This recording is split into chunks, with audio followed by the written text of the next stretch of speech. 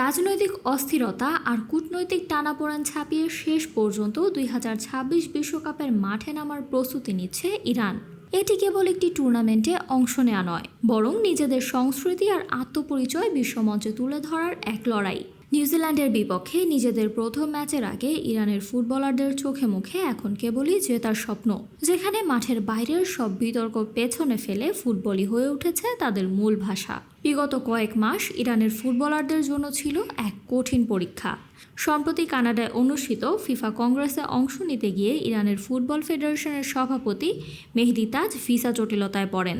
ইসলামী বিপ্লবী গার্ড বাহিনীর সঙ্গে সংশ্লিষ্টতার অভিযোগে তাকে কানাডায় প্রবেশ করতে দেওয়া হয়নি।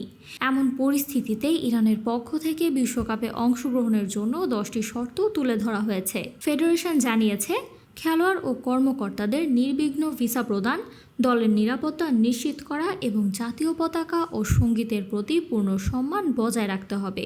বিশেষ করে সামরিক সংশ্লিষ্টতার কারণে কোনো খেলোয়াড় বা স্টাফ যেন ভিসা জটিলতায় না পড়ে, এ বিষয়েও তারা জোর দিয়েছে।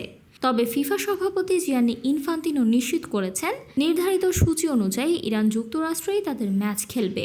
একই সঙ্গে মার্কিন পররাষ্ট্রমন্ত্রী মার্কো রুবিও জানিয়েছেন, সাধারণভাবে ইরানি ফুটবলারদের স্বাগত জানানো হবে, যদিও সামরিক সংশ্লিষ্টদের ক্ষেত্রে ভিসা জটিলতা থাকতে পারে। ইরান গ্রুপ জিতে রয়েছে, যেখানে তাদের প্রতিপক্ষ নিউজিল্যান্ড জাতীয় ফুটবল দল, বেলজিয়াম জাতীয় ফুটবল দল এবং মিশর জাতীয় ফুটবল দল। আগামী 15ই জুন লস অ্যাঞ্জেলেসে নিউজিল্যান্ডের বিপক্ষে ম্যাচ দিয়ে তাদের বিশ্বকাপ অভিযান শুরু হওয়ার কথা। সব শেষে বলা যায়, রাজনীতি, কূটনীতি আর যুদ্ধের উত্তেজনার মাঝেও ফুটবল আবারও দেখাচ্ছে তার আলাদা শক্তি।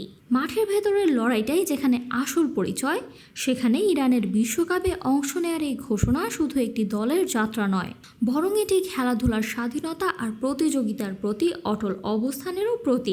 এখন দেখার বিষয়, সব জটিলতা পেরিয়ে মাঠে কতটা সফল হতে পারে Iran. Samantha, beyond border sports.